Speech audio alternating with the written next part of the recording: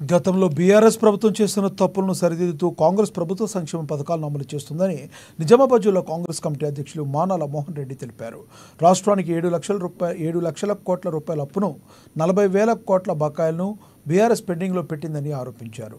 దళిత ముఖ్యమంత్రి అని ప్రజలను మోసం చేసిన బీఆర్ఎస్ నాయకులకు కాంగ్రెస్ పార్టీపై మాట్లాడే నైతిక హక్కు లేదని మండిపడ్డారు.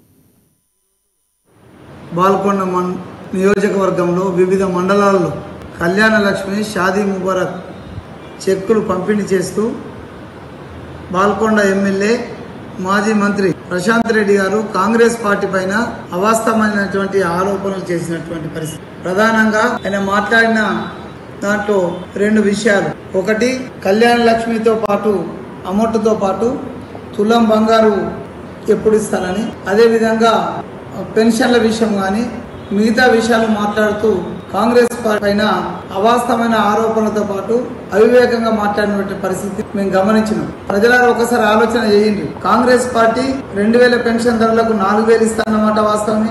ప్రతి ఆడపడుచుకు 2,000 రూపాయలు ఇస్తామన్నమాట వాస్తవమే. అదే విధంగా కళ్యాణ లక్ష్మి 1,00,000 రూపాయలతో పాటు తులం బంగారు ఇస్తామన్నమాట వాస్తవం. ఇప్పటికి కూడా వాటన్నిటిపైన కాంగ్రెస్ పార్టీ కట్టుబడి ఉంది.